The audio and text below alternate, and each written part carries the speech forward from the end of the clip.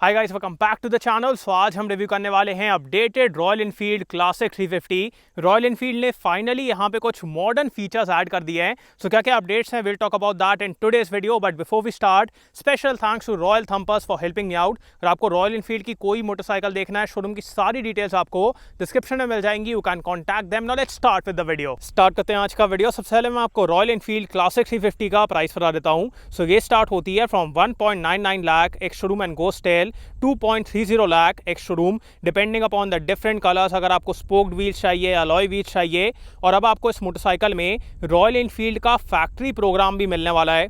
So let's say आपको blue से black चाहिए या फिर ब्लू से ग्रीन चाहिए, कोई कस्टम कलर चाहिए, तो रॉयल एनफील्ड आपको वो भी ऑफर करने वाला है। सो मल्टीपल कलर्स हैं और अभी आपको यहाँ पे 7 नए कलर्स मिलने वाले हैं। स्टैंडर्ड और कस्टम कलर चाहिए तो वो तो अवेलेबल है ही। So that is the price of this motorcycle, depending upon कि आपको कौन सा कलर चाहिए, क्या चाहिए, you will have to pay the price. अब क्या क्या अपडेट्स हैं उसके बारे में बात करते हैं। सबसे पहले mechanicals are exactly the same, chassis, engine, ये सब एकदम सेम है, इसमें कोई भी चेंजेस नहीं है।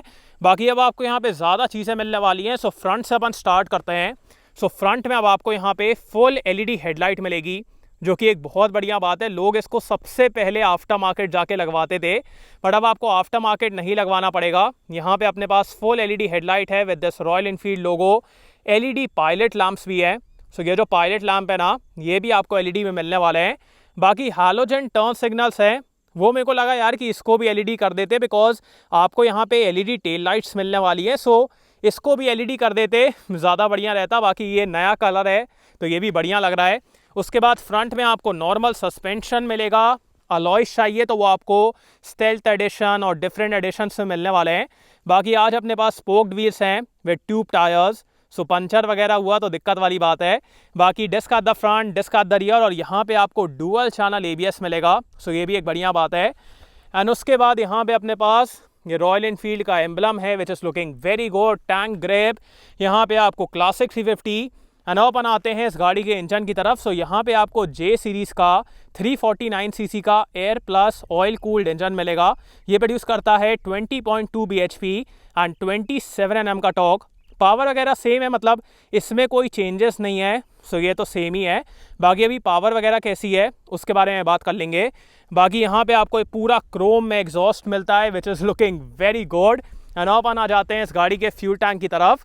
सो 13 लीटर्स का फ्यूल टैंक है, बहुत बड़ा नहीं है, 13 लीटर्स है। So 13 litre. उसके बाद यहाँ पे आपको ये स्ट्राइप्स एंड ऑल, ये आपको क्रोम में मिलेगा। अपडेटेड स्विच गियर है। सो स्टार्ट करने के लिए हैज़र्ड लाइट, और ये आपका इन्फो बटन, इसको टॉगल करने के लिए हॉर्न एंड ऑल। हॉर्न तो यार काफ़ी अच्छा है। अब अगर आप टॉप 2 मॉडल्स के साथ जाओगे ना, तो वहाँ पे आपको एडजस्टेबल लीवर्स और यहाँ पे ट्रिपर नेविगेशन मिलेगा। नीचे वाले मॉडल में नहीं है। टॉप 2 मॉडल्स में आपको ट्रिपर नेविगेशन और यहाँ पे एडजस्टेबल क्लच और ब्रेक लीवर मिलने वाले हैं। सो एक बात है। बाकी एज स्टैंडर्ड आपको यहाँ पे टाइप सी चार्जिंग पॉइंट मिलने वाला है। सो ये है एकदम यार वियर्ड सी प्लेसमेंट है, थोड़ा बेटर किया जा सकता था। बाकी यहाँ पे आपको टाइप सी चार्जिंग पॉइंट मिलने वाला है स्टैंडर्ड। सो एक बढ़िया बात है। अपन आ जाते हैं इस गाड़ी के इंस्ट्रूमेंट क्लस्टर की तरफ। सो ये तो सब तो सेम है। बाकी यहाँ पे अब आपको ज़्यादा चीज़ें मिलने वाली हैं। तो सबसे पहले यहाँ पे स्पीड, टेलटेल लाइट्स, उसके बाद trip A, trip B, odometer, clock, और अब आपको यहाँ पे फाइनली गियर पोजिशन इंडिकेटर मिलने वाला है। So we have a gear position indicator. So वो एक बढ़िया बात है। और अगर आप टॉप 2 ट्रिम्स के साथ जा रहे हो तो फिर आपको ट्रिपर नेविगेशन नहीं मिलेगा। अब ट्रिपर नेविगेशन को यूज़ कर रहा है कि नहीं कर रहा है वो मेरे को नहीं पता, बिकॉज मैंने उसके बारे में बहुत अच्छी बातें नहीं सुनी है, बट मिलेगा आपको अगर चाहिए, you can opt for it. बाकी अपन आते हैं इस गाड़ी के सीट की तरफ। सो राइडर और पिलियन दोनों के लिए आपको यहाँ पे काफ़ी अच्छा एरिया मिलने वाला है। कुशनिंग इज़ वेरी गुड, दोनों आराम से बैठेंगे। सो बढ़िया है, इसमें तो कोई दिक्कत वाली बात नहीं है। अपन आ जाते हैं इस गाड़ी के रियर लुक की तरफ। रिया से यार ज़्यादा कोई डिफरेंसेस नहीं है। एलईडी टेल लाइट्स हैं, उसके अलावा आपको यहाँ पे कोई ज़्यादा डिफरेंसेस नहीं मिलने वाले हैं। बट ऑथेंटिक रॉयल एनफील्ड का चार्म आपको यहाँ पे मिलेगा, जिस तरीके से ये मोटरसाइकिल दिखती है। सो वो काफ़ी बढ़िया है। बाकी पीछे की तरफ भी अपने पास डिस्क ब्रेक है, C8 की तरफ से टायर्स हैं, 120 सेक्शन का रियर टायर है, और ये आपको हैलोजन मिलेगा। ये एलईडी है, यहाँ पे रॉयल एनफील्ड का एम्बलम है। और इस तरफ आएँ तो side stand cut off sensor है, सेंटर स्टैंड है और ये क्रोम वगैरह। सो अब आपको यहाँ पे ज़्यादा चीज़ें मिलने वाली हैं, ज़्यादा फीचर्स हैं। बाकी अब एक काम करता हूँ, आपको इसका एग्जॉस्ट नोट सुनाता हूँ and then will ride it.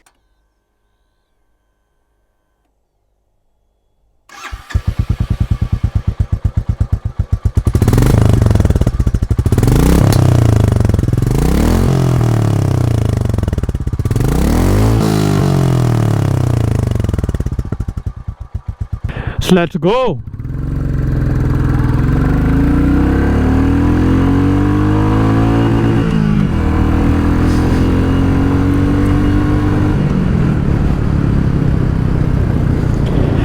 So start करते हैं। सबसे पहले यार the mechanicals are exactly the same, mechanicals में कोई भी चेंजेस नहीं है, so we will keep it short. Start करते हैं इसके इंजन से। So the initial pickup is very good.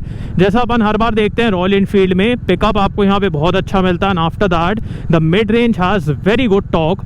Royal Enfield को चलाने का ना एक तरीका होता है, वो तरीका क्या है, keep it at low RPM, higher gear और हल्का सा कांस्टेंट थ्रॉटल आप दे के रखो, उसमें इतने बढ़िया तरीके से चलती है ना। डोंट डू इट लाइक ऐसे ऐसे कर रहे हो, थ्रॉटल दे रहे हो बहुत ज़्यादा, वो सब मत करो, बिकॉज यहाँ पे आपको टॉप एंड में ज़्यादा कुछ मिलता नहीं है। So the main power is in the initial and mid range, और वहीं पे आप इसको रखिए। बहुत ज़्यादा इसको पुश मत करिए। जब आप इसको बहुत ज़्यादा पुश करोगे ना, तो आपको एक वियर्ड सी फीलिंग आएगी, आपको लगेगा कि you are damaging the engine, you are pushing it too much, ज़बरदस्ती आप उस पर स्ट्रेस डाल रहे हो। तो इसको ना आराम से चलाओ, बढ़िया तरीके से ऐसे नॉर्मली क्रूज़ करो, and that is the place to be in. जब आप रॉयल इनफील्ड चलाओ वैसे चलाओ जैसा ही मैंने आपको बताया, तब आपको असली रॉयल इनफील्ड चलाने का मज़ा आएगा। और फिर आपको जो एग्जॉस्ट नोट मिलेगा ना, दैट विल बी अमेजिंग, एकदम दुक दुक दुक दुक दुक दुक दुक दुक। सो that is the aura of riding a royal Enfield. So initial में बहुत अच्छी पावर है, मिड रेंज में बहुत अच्छा टॉर्क है, you can keep it at a higher gear. गाड़ी बिल्कुल भी स्ट्रगल नहीं करती है। जैसे अभी आप देखो, आप हिल जा रहे हैं, हायर गियर पे हैं, कोई दिक्कत नहीं है। थ्रॉटल ओपन करो, सो पूरा का पूरा आपको टॉर्क मिलता है right from the start. So the initial and mid range are very good.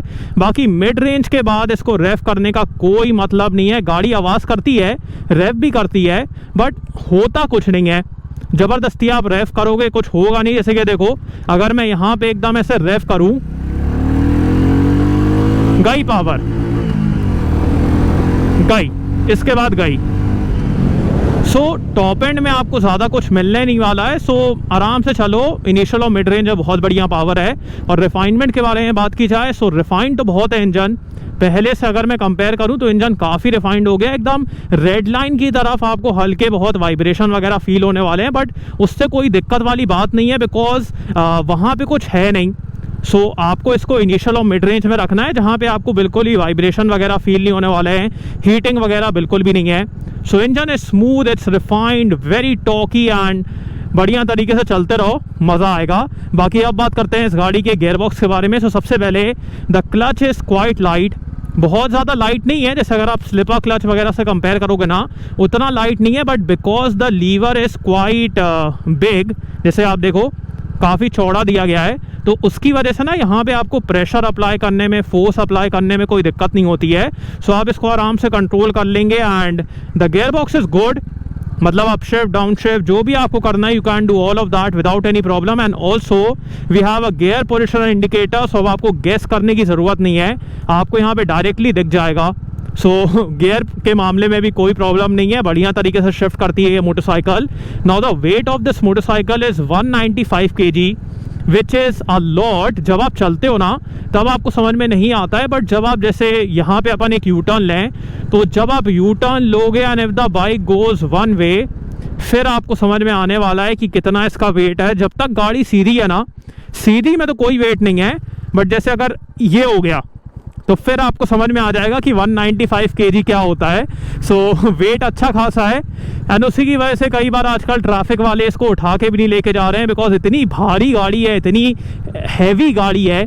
कि ट्रैफिक वाले भी उठा के ट्रक में रख नहीं पा रहे हैं। So that is the aura of Royal Enfield. So weight है, जब आप चलाओगे तो आपको बिल्कुल ही फील नहीं होगा, बट जब आप कहीं पे स्टैंड स्टिल रहोगे, यू टर्न वगैरह लोगे ट्रैफिक वगैरह में, तब आपको इसका वेट वगैरह फील होने वाला है। बाकी अब बात करते हैं इस गाड़ी के सिटिंग पोजीशन के बारे में। Sitting position is very comfortable. आप एकदम यार ऐसे राजा की तरह बैठते हो, एकदम upright, handle bar is nice and wide, foot pack एकदम सेंटर में है, तो एकदम आप ऐसे चौड़े होके बैठते हो, and that is what people love about Royal Enfield. So एकदम यार बढ़िया है, एकदम ऐसे आप फैल के बैठो। सो बहुत ही कंफर्टेबल है, सीट इज़ वेरी कंफर्टेबल। बाकी अब बात करते हैं इस गाड़ी के ब्रेक्स के बारे में। So we have dual disc and dual channel ABS। Let's talk about the rear brake first.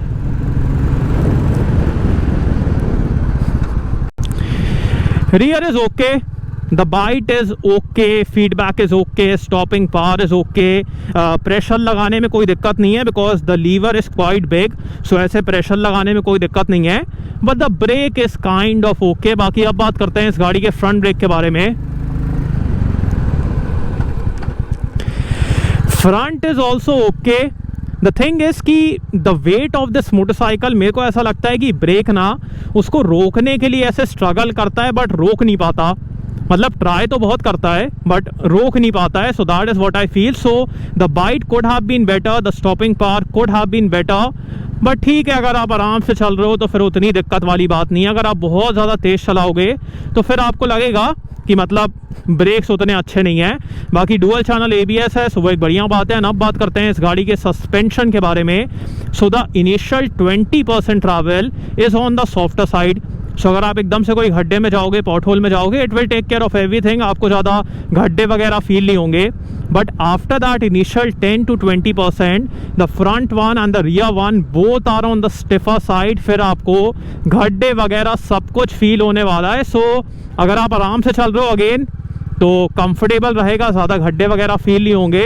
अगर आप ज़्यादा तेज़ चलाओगे और एकदम से कोई पॉट होल में जाओगे, फिर आपको वो जर्क फील होने वाला है, गाड़ी आपको वो झटका ट्रांसफ़र करेगी, आपको वो झटका फील होगा। So that's there. So initial 10 to 20% is on the softer side, after that it's on the stiffer side, and because of that the vehicle is quite stable. Stability के मामले में कोई दिक्कत नहीं है, स्टेबल चलती है, चिपक के चलती है, कोई वॉबलीनेस नहीं है। So all of that is good, but बहुत ज़्यादा आपको यहाँ पे कंफर्ट नहीं मिलने वाला है, वो एक बात है। बाकी अब बात करते हैं इस गाड़ी के माइलेज के बारे में। So you can easily get around 30 to 35 kilometres per litre, depending upon आप इस मोटरसाइकिल को कैसे चला रहे हो।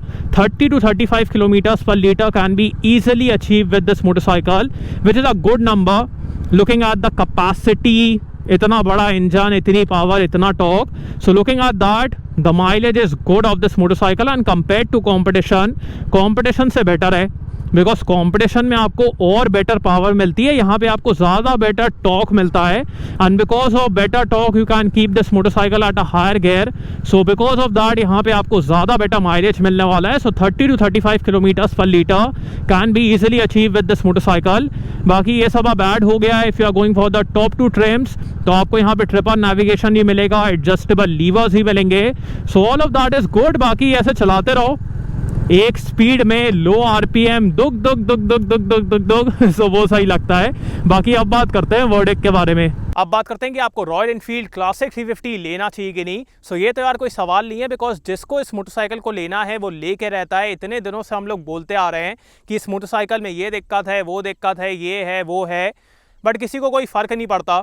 जिसको लेना है वो लेके रहता है, and that tells about the fan following of Royal Enfield. Royal Enfield के जो फैंस हैं, सपोर्टर्स हैं, वो कितने स्ट्रॉन्ग हैं, कितने फर्म बिलीफ रखते हैं वो। सो दैट इज़ वेरी गुड। और उसी की वजह से यार ब्रांड इतना स्ट्रॉन्ग है, लोगों को इस मोटरसाइकिल को लेने में इतना मज़ा आता है, बिकॉज जो एक ब्रांड इमेज है ना रॉयल, वो आपको इस गाड़ी के साथ मिलता है। And that is one analogy also which I feel with this motorcycle, because इस मोटरसाइकिल का एक कैरेक्टर है। आप इसको बहुत ज़्यादा पुश नहीं कर सकते, you can not give it a lot of throttle. आप इसके साथ जल्दीबाजी नहीं कर सकते, बहुत से लोग करते हैं, but that is not the way you should ride this motorcycle. So वहाँ पे मेरे को लगता है कि लेट्स जस्ट से कि एक ऑफिस है, एक ऑफिस में अगर आप बॉस हो, फिर आपको इस मोटरसाइकिल को लेना चाहिए, बिकॉज बॉस का आने का टाइम, जाने का टाइम कोई मतलब नहीं है। वो आराम से आएगा, अपने हिसाब से आएगा, और इस मोटरसाइकिल में वो आराम से आएगा। बट अगर आप एम्प्लॉय हो और आपको टाइम से आना है, तो वो आप इस मोटरसाइकिल के साथ नहीं कर पाओगे, because you can not push it around, you can not be like यहाँ से मोड़ देता हूँ, वहाँ से मोड़ देता हूँ, थ्रॉटल दे देता हूँ, वो सब आप इसके साथ नहीं कर सकते हो। You have to be respectful. इसको चलाने का एक तरीका है लो एंड में आराम से, जो आई मैंने आपको बताया था। सो वहाँ पे मेरे को लगता है कि royal Enfield is for royal people, जिनके पास अथॉरिटी है, जिनके पास वो कैरेक्टर है। अगर आप एम्प्लॉय हो तो फिर आपको इसको नहीं लेना चाहिए। That is something I feel, but the bike is very good. अब अगर आपको एक ज़्यादा स्पोर्टी मोटरसाइकिल चाहिए, फिर मैं कहूँगा you can go for Java 42 FJ, because वहाँ पे आपको ज़्यादा स्पोर्टी पावर मिलने वाली है and that bike feels lively. जब वहाँ पे आप थ्रॉटल ओपन करोगे ना, आपको ज़्यादा पावर मिलती है, ज़्यादा एक्सेलरेशन मिलता है, ज़्यादा इन्वॉल्वमेंट है। You don't just have to sit on that motorcycle, you will have to get involved with that motorcycle. So there I feel कि अगर आपको एक ज़्यादा involvement वाली मोटरसाइकिल चाहिए, you should go for Java 42 FJ. But अगर आपको एक मोटरसाइकिल चाहिए जिसमें आप आराम से बैठ के क्रूज करते रहो, टॉक है, ज़्यादा गियर चेंज नहीं करना है, फिर मैं कहूँगा आपको इसके साथ जाना चाहिए, बिकॉज यहाँ पे लो एंड में इतना टॉक है, you don't have to change a lot of gears, आराम से क्रूज करते रहो। सो ये आपका कैरेक्टर है कि आपको कैसी मोटरसाइकिल चाहिए। If you want a most sporty motorcycle, go for Java, go for Harley. If you want Maverick, तो आप इन मोटरसाइकिल्स के साथ जा सकते हो। बट अगर आपको एक ऑथेंटिक क्रूजर चाहिए विथ लो एंड टॉक, जिसमें आप आराम से क्रूज कर पाओ, then this is the best option. इसके अलावा फिर आपको और कुछ पसंद नहीं आएगा। सो ये है अपडेटेड गाड़ी। आपका इसके बारे में क्या ख्याल है? Do tell me in the comments. So thanks for watching guys, I hope you like this video. इसको लाइक कर देना, सब्सक्राइब करना, बेल आइकन दबा देना एंड कमेंट डाउन बिलो आपको कैसा लगा इन नेक्स्ट वीडियो। बाय।